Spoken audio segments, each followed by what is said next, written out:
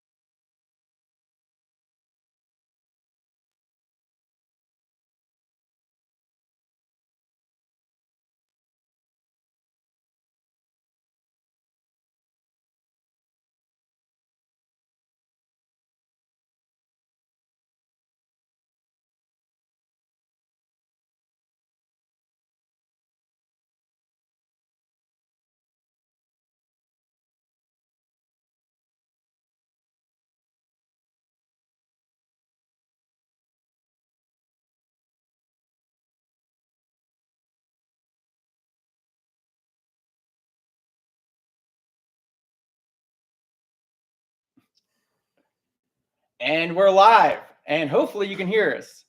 This has been a very special time off air, getting all the audio, getting all the technical side done. Everyone's just trying to get you the best program we can finally give. But we're back live. Joined with me are some very special guests. We've got Matt Lopi, Jillian Wintermute, Neil White. We've got Micah Stevens. Kristen Evans is monitoring the chats. Thanks for sticking with us. And special guests, you know him, you love him, Tucker Gott, all the way from Arizona, here with us later to chat with us. So plenty of excitement to be had, and a reminder to join us in the chats. Put what you're thinking down there. We've got some great giveaways, so we have some questions coming your way. So make sure those fingers are warmed up, because whoever can get to the chats first is going to win some really special stuff. Without further ado, Matt Lopi, ladies and gentlemen, the CEO of Aviator Paramotor. Reese, good to be here. Not a lot of people know that you're the CEO. That's true. Yeah, it hasn't been very widely publicized, but it's been about a year, actually. That's great. So, yeah. Eric Farewell's got a lot on his plate. He's set Matt up to run the show. That's right. What's some things that we've been doing behind the scenes? Well, some of the interesting things that we've been doing lately is we sent Jillian Wintermute international. She did some competition flying over there in the UK. That's some pretty exciting stuff. We've been to lots of fly-ins this year. We've got some upcoming plans to go to some fly-ins later. We've been to Bad Apples and Moonshiners, and we've got some other ones coming up too. Aurora PPG, the Bear Lake fly-in, the Southern Utah Gathering, Endless Foot Drag. We're going to be there. We're going to be providing ozone wing demos and just being there with our aviator smiles on. Yeah, we can't make it personally to every one of them. Aviator will have a presence at a few. We'll either have somebody there or we'll have some demo wings there. Yeah, so shout out to Jordan Honeyman and all those guys out there. Right.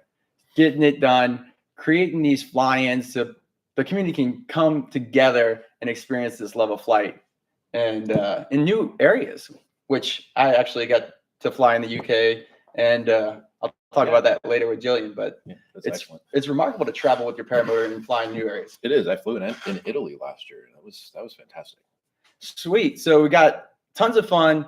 The school is probably healthier than ever, but there are some availabilities. If you guys are willing to run into the sky, join us whenever you would like. Yep, that's right. We have a full schedule available on the website. All the dates that are available are some coming up pretty soon. So sign up, get your flight on. I don't know exactly what you do behind the scenes because there's a lot of work to be done, but we have a little bit of a token of appreciation for you. Look at this. It's excellent. It is a 1 of 10 made personally for the UK endurance paramotor competition. This is our US team. We got Leah Catula in the lead with Johnson and Jillian. This is for you, sir. That's outstanding. Thank you so much. Yes, thank you for leading us to the bright and new futures. And thanks for saying a little bit for us on the live stream. Absolutely. Can't wait for you to meet the rest of the team. And good luck with the rest of the show. Thank you very much. That's yours. Thank you. Next up is Jillian Wintermute, everyone. The U.S. Paramotor, the newest U.S. Paramotor competitor. Wah, wah, wah, wah. We need that button. Can we have that button for next time? Yeah. Jillian, that was fun. I got to live with you guys for 2 weeks. Mm-hmm. What was some of your most fun moments of those 2 weeks?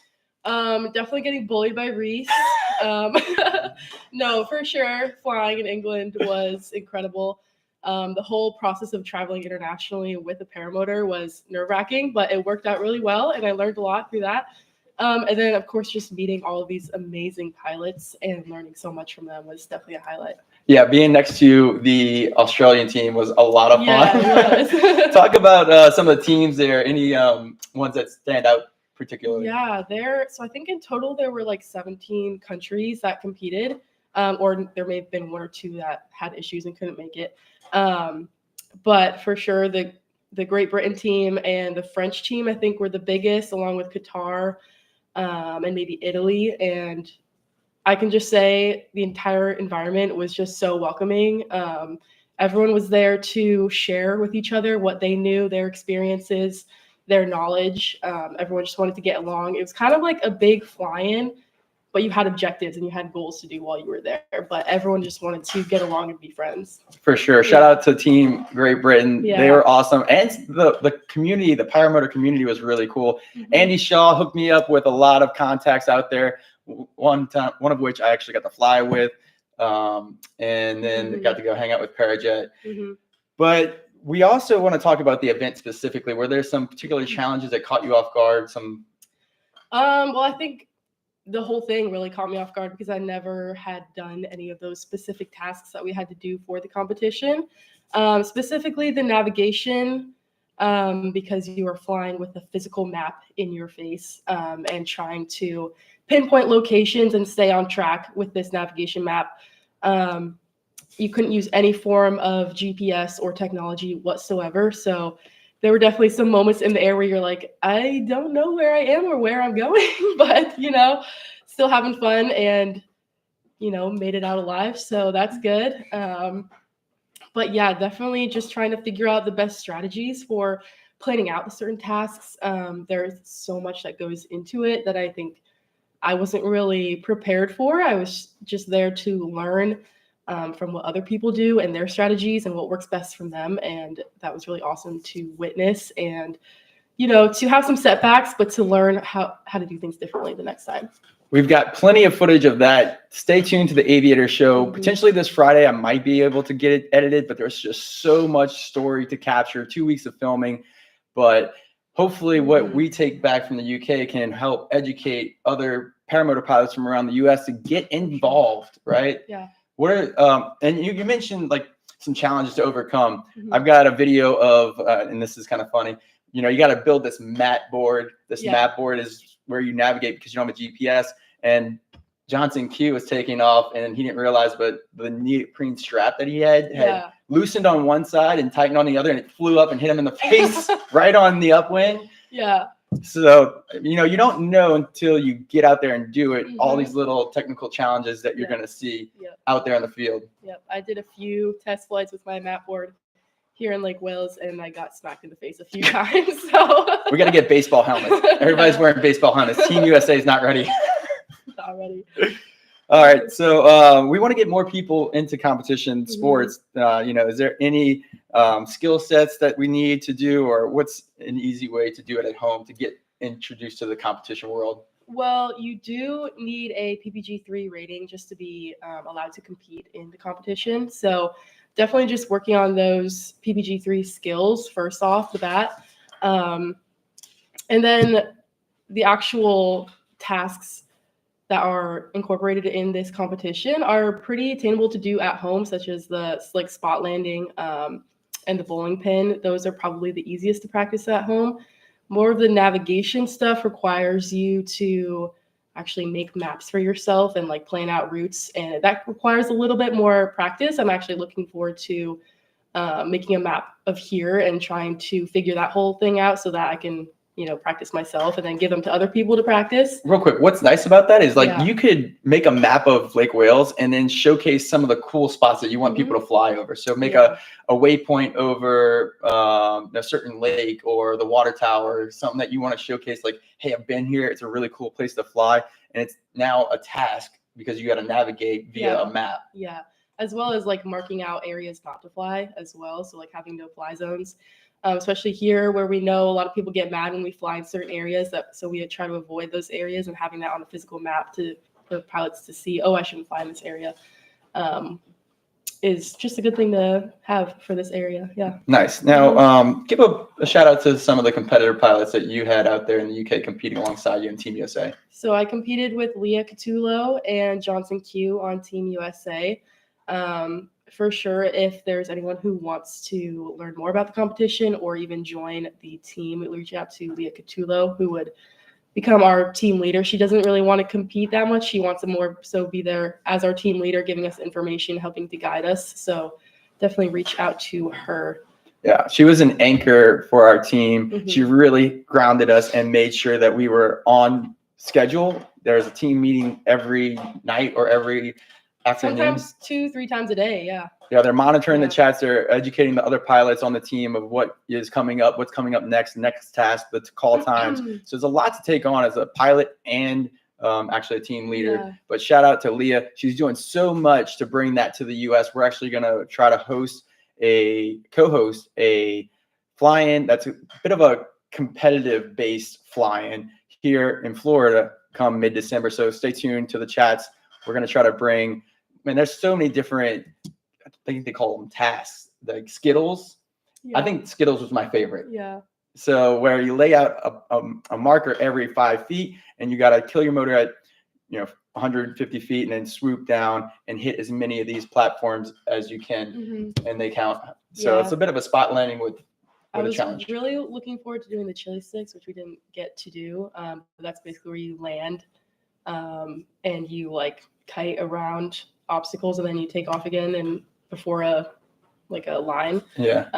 And I feel I am better at ground handling stuff, so I feel like it would have been fun to do that. But unfortunately, the competition was super weather restricted, and we didn't have the best weather while we were there, so we didn't get to do a lot of the tasks, which was unfortunate. But I look forward to doing more of them. Yeah, I think that's the biggest challenge in our sport is when you hold an event like this, the weather's always going to be a part of it. We can only fly usually early morning, late afternoon. They did some midday flying out there in the UK, which got a little sketchy. I wouldn't necessarily, I might have got a 0 on that one because I'm just not used to midday flying all that much. Yeah. But we are going to try to bring that here in Florida mid-December, like I said. And thank you so much, Jillian. But before you go, we got some giveaways. Everybody get to your keyboard. Get ready to start chatting down in the comments here. We got the first giveaway question, and that is, what year did Aviator Paramotor, you ready? Are you ready? Begin paramotor training. And what year did Aviator start paramotor training? Go. All right, let's see. We got Jim in the chats. He is an instructor. He might know this. 1916. Oh my God. Tucker! Mauricio, you won. You won. Hit us up in the DMs. Get us your address. You were the quickest one. Tucker, we're going to need to check you with we're going to check you with that. Yeah. Thank you so much, Jillian, for joining us. Yeah. Woo! All right. Next on the list, we have Neil White. Sorry. Neil White. Yeah, you said it right. I might have missed Micah. I saw Micah getting ready. Micah's just ready. He's itching him. Micah's like halfway here. He's just amped. That's all. Neil White, homemade. I'm shaking in my boots here right now because we're live. But if I'm to be honest, and slightly too, but it's all good, man. It's all good. So Neil White, you might see a little bit more of Neil. We do a lot of videos together in the mechanic range, but give the people a little bit of description of your day in, day out jobs. My day in, day out. So I started out more of the mechanic side in Aviator, fixing school machines, building the Liberties at the time. We hadn't gone public with Limitless. And then May of 2022 is when we went full public with Limitless and Bad Apples. And we launched headfirst into a paramotor industry slowdown, a major paramotor industry slowdown. So our expectations at the time versus where they are now had to change quite a bit. But honestly, all things considered, we really learned so much, and we actually did extremely well for a brand new paramotor company. Like, right, it's not easy to do, and we've been pretty successful with it. So the Limitless frame, man, straight out of Spain. I got to hang out with Carlos. That's right. Yeah, Team Liberty is really rocking the world in competitive paramotoring sports. So there's a lot of features in the Limitless, and it might be the Liberty. So Limitless is more I would say more geared towards the recreational pilot that may have some more stumbles and falls and things like that, where the Liberty is more so a competition pilot, where we have the same ability to tune the suspension system to exactly where you want it, but our frame is a little bit more robust, where they favor on the side of protection. So it's kind of that trade-off. Like we raised our balance of making the frame more durable versus protection. A competitions pilot is more likely to slam into the dirt really hard, where most of our customers are probably going to have a butt landing or something like that. So, well, we've been using the frame for 2 years now, and students are coming in, and these things get hammered. They get hammered pretty well. Yeah, and they're rocking and rolling. I seen one take a pretty tough landing this morning, right on departure, inflate off the ground, full power. Motor cuts out, comes down, surges, and I was like, that frame is it's going to be in pieces. And what was really reassuring, because it was a hard hit. It was a super hard hit, and it was just a small ding on the outside of the frame. It tacoed the frame a little bit, but he got up and was like nothing happened. I saw the hit, and it was a pretty hard hit. And when you say taco the frame, it was like it's supposed to be. You're supposed to have this like slight incline in the front of it, and it's like this right now. It held up surprisingly well. Yeah, and the pilot walked away great. Yeah, I'm really proud of where we're at. Yeah, and then now the EFI, the EFI has been around for a little bit. We got to fly it across the state of Florida. Yeah. Tucker's in the house. Hey, mate, you want to do it nonstop? Oh, yeah. We actually took a stop. We had to take a urine break. I used the outdoor facilities. We'll say that. Everyone in Europe roasted us for that Florida flight because they were like, "How did you guys not do that in one go?" Oh yeah. So we're learning so much. Yeah, the team. We literally just like grabbed all our stuff. Team GB out there is we did not put zero. We put like next to zero effort, and we still did it. Right. Filled the tank and went for it. Team GB is really pushing the limits when it comes to endurance testing and like really fine tuning your paramotor to fly. If I would have had a hole long seat and the catheter, I would have been golden. Yeah, I think that's what they do on a regular basis. I don't even think they fly for fun. They have to. Like, there's no way. But anyway. Right on. Yeah. So shout out to Dan. Yeah. Dan doing really crazy things. He's got like oh man, there's just too much complications going into his motor sim that he has to test the fuel burn on these things. But yeah, right on the EFI plus the Limitless. Talk about the white glove service. Yeah. So the Moser EFI is not that it's complicated, but it's just a lot different. So I don't believe that it's something that you can just send to a customer and say, "Here you go, figure it out." Like it's so much better if we can work with the customer and help them go through all the different menu options and really familiarize the customer with what this actually is. So we invite if somebody purchases a Limitless EFI, we invite them to come to Lake Wales, Florida here. Spend 2 days. I think we give you 2 nights in the founder house, so we'll give you lodging. And I'll go through the EFI system, teach you how to adjust the pump volume in, which is like one of the ranges for the fuel pump to get that set and tuned to your specific engine. And we'll do the total control on the Limitless and go over all that stuff just to get you extremely familiar with your motor so that you can actually get the most out of it. And you're not just I don't want to leave people figuring this out for yourself because that kind of stinks and it's not going to make the whole experience all that great. So we offer that. The way the Moser EFI works as well, it's basically if you have a problem, if you do actually have a problem, the warranty is send you parts first, ask questions later. So we want to keep you in the sky as much as humanly possible. So we will rush ship you whatever parts we think you need. And even if we're just throwing parts at it or whatever, and you're sending parts back that didn't work, whatever, we're going to make sure that you have minimum amount of downtime. Bobby Sutherland in the chats wants to know if you can fix his dirt bike. How is he coming down to Florida? You know, box it up. That's a good question. Yeah. Do I bring it? Is it that Honda? Bobby, is that Honda? I thought you sold that. Well, anyway, we're having a conversation. So you got 45 hours on the EFI. Yeah. I haven't flown it in the last like month or two. I've been busy with other stuff, but it's the future. Yeah. I don't know how else to say it. Like there's all kinds of skeptics out there and everything. And I know everybody's kind of waiting for the second version to iron out the bugs and all that stuff, but it's like, it's the future. I don't know what else to tell you. And that leads us to the next aviator question. Sure. The service center. Service center, baby. So we are going live, hopefully sometime in September to be the official Viterazzi service center. So we're going to make you sending your engine to us as easily as humanly possible. You can send your whole paramotor if you want to pay for the shipping for it. I suggest we're going to have like you buy this packing kit and you get this box and you get the expanding foam and everything. Take it out, put your motor in there, do the expanding foam, send it to us. We do whatever's got to be done, whether it's maintenance, troubleshooting, the whole 9 yards, rebuild. We'll do full rebuild, whatever. Send it back to you, and you'll be good to hook. Try and make that as easy as humanly possible. And yeah, just put a Viterazzi on the Honda, and then we'll service it for you. Just bring it on over. Yeah, that makes sense. Thanks. Hey, I've got a question here. What do we have? How much vibration at low RPM should the factory R have? Prop is 140 Helix new. It's a two-stroke. It kind of rattles back and forth. There's a million different variables in that question. Email me at repair@aviatorppg, and I'll give you a hand on that. Right. Yep. It was cool to see the Viderazzi team present at the UK Endurance. Oh yeah. The World factory support Championship. is they're going all in on factory support. Like EFI was quite dominant there, Yep. especially for the economy tasks and all that, because you get so much data from it. Yeah, the team was there, hands on deck. Jillian had a bit of a motor out because when you strip these motors down, you got to build them back on the field. Yeah, I think the tuning was a little bit off, and then some junk ended up in the carb. Actually, was what I heard on it.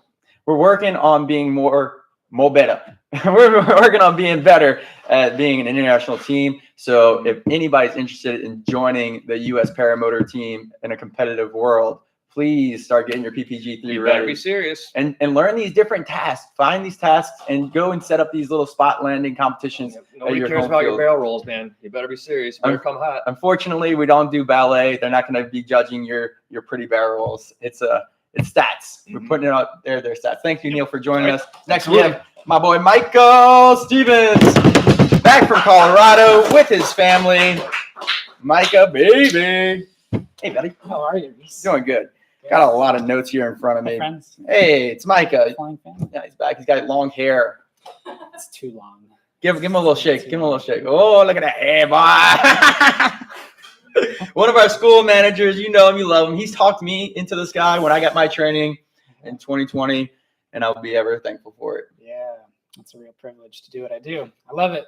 I love teaching paramotors, and that's why we came back down from Colorado. It's one of those things where it's a balance between the place we live and what we love to do, which is fly. You know, Colorado's awesome. We love the mountains. We love the terrain, but I don't really get to fly in Colorado. I maybe get 30 days, more than that, probably 100 days out of the year are flyable.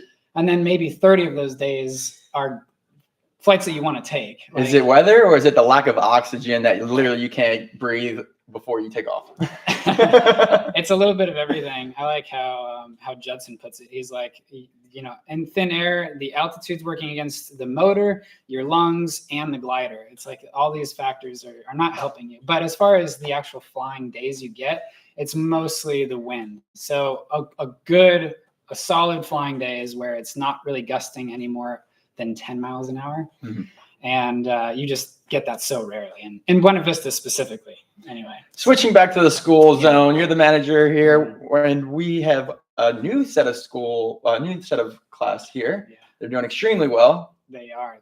We've got 3 students, which is always fun to have a little bit of a smaller, tight-knit group, and they're crushing it. They're absolutely crushing it. So it's a testament really to their experience that they came with. Mm-hmm. They got their hands on just a kiting specific wing, which if you're interested, we do sell those here, the Roadrunners. They are awesome for just getting time underneath the glider, which is everything when it comes to getting competency and confidence under a wing. So these guys are the perfect example of it. I wish they were here actually, because they could talk about it. But on day 1, they inflated the glider and they were cutting across the field without any instruction whatsoever.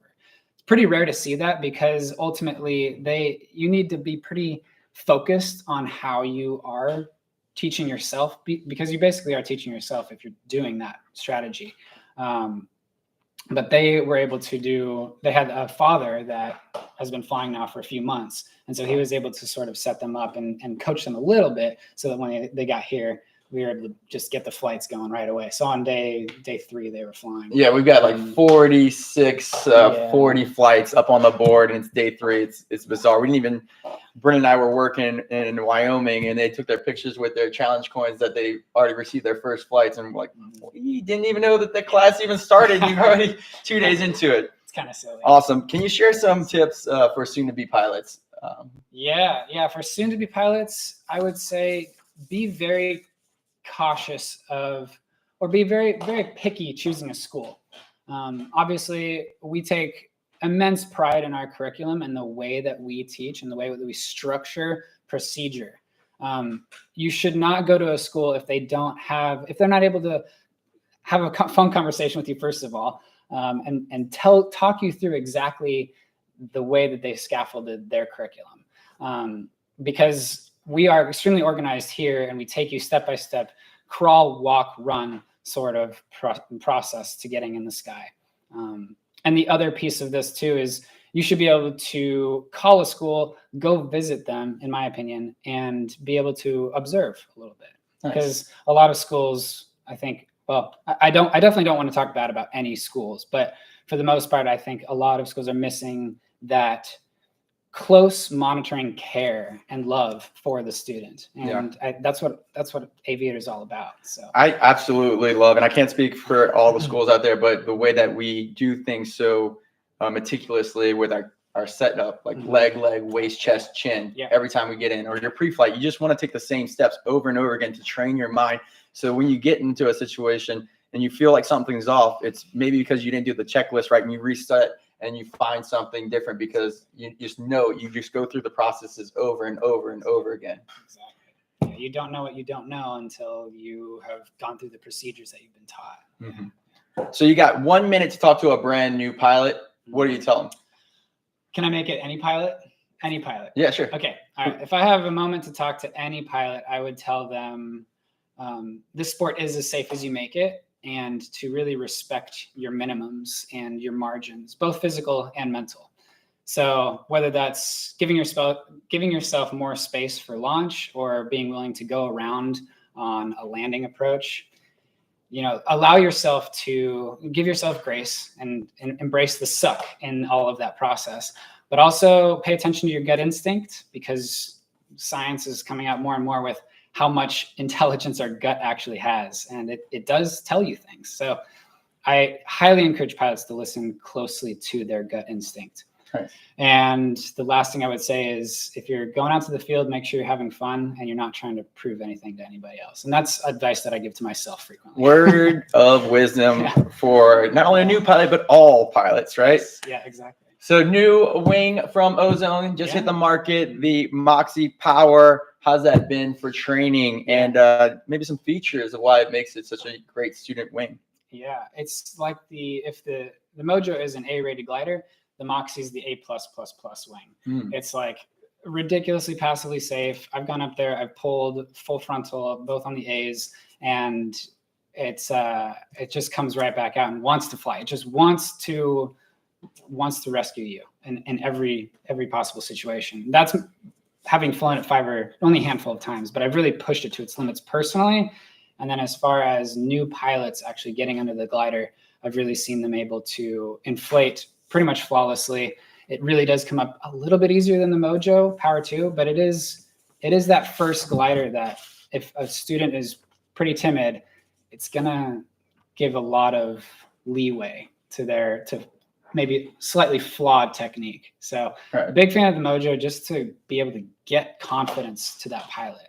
And Ozone has done a fantastic job with that wing. So kudos, guys. Real quick, one question off script. Mm-hmm. When you started paramotoring, how did you describe it to people that didn't know what paramotoring was? And then how do you describe it now? Oh man. Because I'll go first. So like I call it the dirt bike of the sky now. I'm pretty sure people call it the adventure motor. Yeah. Butt fans, but that's less descriptive. What was the way that you described flying paramotors? Well, I think what attracted me so much to the sport was Tucker's video, Flying to McDonald's. It gets a lot of people into the sport, but it's like the pinnacle of it's like freedom embodied perfectly. There's nothing more precise as to what freedom feels like than flying in a paramotor. Your feet are out in front of you. There's air everywhere, and then the ground, however many feet you choose, below you. Yeah, you put that like in such good words, but what people that don't fly paramotors don't realize is there's nothing. There's no cockpit, no windshield. The lines are out in your peripheral vision, so it's just like you're flying through freedom. And it's a weight shift aircraft, so you want to go that way? Let's go this way. Let's go that. It's like it's the environment that you are flying through is also part of you. You become there's just this. And this threshold just kind of disappears, and you're in it. And you mentioned Tucker Gott, so that's just going to cue up our next guest just right. But before we do, we've got another giveaway. Everyone get ready to type in. Fastest people get in the keyboards. Warm up those fingers.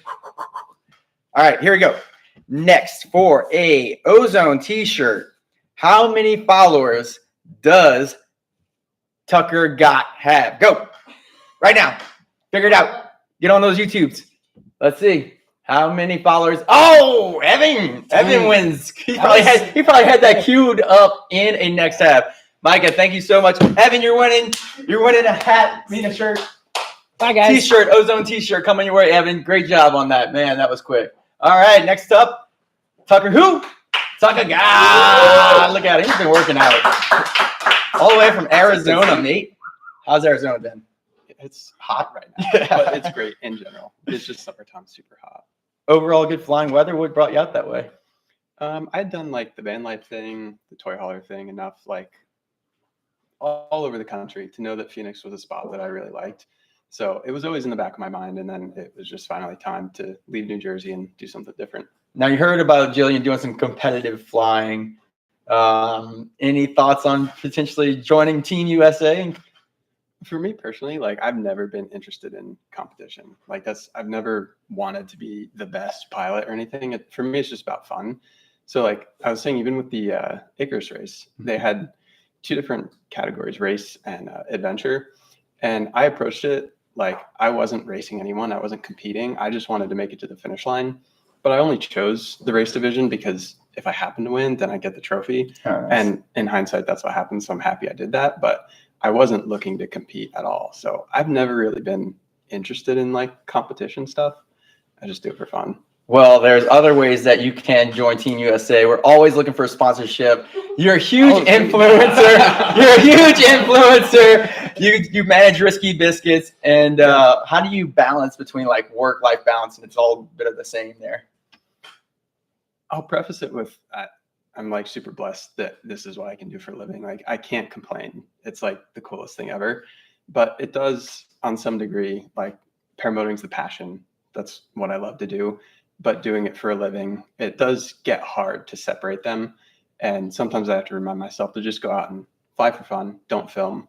Or sometimes I take a little break after I've been flying like a lot and kind of come back to it and reset. So it's always a balance. That hit home right here. Like just go out and fly for fun and not film. It's so hard as a filmmaker for Aviator Paramotor for 2.5 years now to not fly and have 4 cameras strapped to my body. Yeah. I always have a camera on regardless, but some of those nights I just have to go out and put on music in my earbuds and remind myself like how awesome it is just listening to music and flying around and freestyle whatever you want. Nice. Well, you got maybe competition isn't the way to go, but you're always pushing the boundaries. So whether it's flying or skydiving, base jumping, what are some of the ways that you've been pushing the sport and what's possible? As far as like content, not cooking toasters in the sky. I don't know. That's the thing is like there's like the educational videos, there's a normal vlog style, and then there's the outlandish stuff that I like to do. Yeah. And it's a weird balance because the outlandish stuff gets views. The instructional vlog style doesn't normally get views. So, but the outlandish stuff pushing the boundaries is not as sustainable because it's like you can only come up with so many crazy ideas so many times. So that's another balance thing of, pushing the envelope and doing these crazy things that could potentially go viral or that sort of thing versus just the normal casual check-in, like let's do a vlog or do something instructional. Yeah, it's because paramotoring is a micro niche of aviation, which is already such a low viewed genre. Cooking toaster strudels on your paramotor will probably hit some more homes. Yeah, well, it makes it relatable. Like that's why the McDonald's thing did so well, I think, because people can relate to that. Right. When they see McDonald's in the thumbnail, so yeah. So what are some of the challenges lately of creating content that you've had to overcome? I mean, the biggest one right now, since I just moved to Arizona, it's almost like summer's the off season because it's so hot. And if you want to fly, you have to get up at like 4 a.m. and it's still 90 degrees. And so that's been tough with Arizona. So I'm just kind of taking it more chill right now. Trying to travel a little bit more. I just did like a 1.5-week road trip, which was awesome. Get out of the heat. But that's the big challenge. Outside of that, I'm just stoked for it to cool off and have the first full winter in Arizona. Listen, real quick.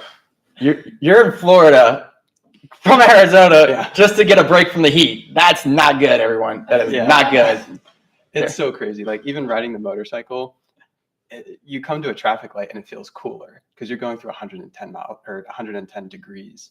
of air. It's just like a air blower, like if you have a blow dryer at home. It's just like that Yeah. type of dry heat just Yeah, hitting you in the exactly. fair. And then dust devils. I didn't even like you see them in cartoons. I've never spent enough time in the summer out there, but like you're driving down the road and a dust devil goes across the street, and that's obviously super dangerous for paramotors. Yeah, at least hurricanes in Florida, we can predict them a little bit. Yeah. Yippee-ki-yay.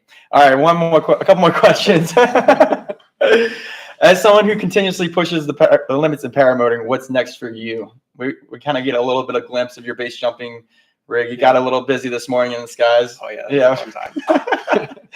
I don't know if we can put that video out on the internet, but what are some ways that you're pushing the boundaries and keeping life fun? As far as like content, I guess there's two things. I've been super stoked on the format of doing a giveaway, but with a new motor, like the electric motor. I mean, the AliExpress I didn't end up giving away, but like these 4-week deep dives and really producing like quality content, diving deep for 4 weeks and pushing as much content on a specific motor. So I want to do more of that. I've been trying really hard to get my hands on that new 4-stroke, and I'm still trying. But that's what I want to do next is like these weird, like the Fulcrum Power Pod I looked into recently because that was a unique thing. Like I just want to find unique motors and do deep dives and tie them in with giveaways. Yeah, I saw that one unique motor was like from wish.com or something like this. Yeah. So that is one thing. But then the other thing of pushing limits and doing new stuff is just living out in Arizona, being able to drive to new places and only be like 2 hours away from the next new cool place. Right. I want to do more of that throughout the winter and just be able to take the toy hauler out and do more adventure content and also tie in base jumping and speed flying. And ooh, speed flying. Are you going to get into that? That's always been on my That's list. going to be cool. And somehow I've never like gotten to do it. But Saboba, Southern California is a really cool spot, and Salt Lake is a really cool spot. What about putting like skis, like snow skis for the winter? Probably, yeah. I mean, I'm not Are you a good skier?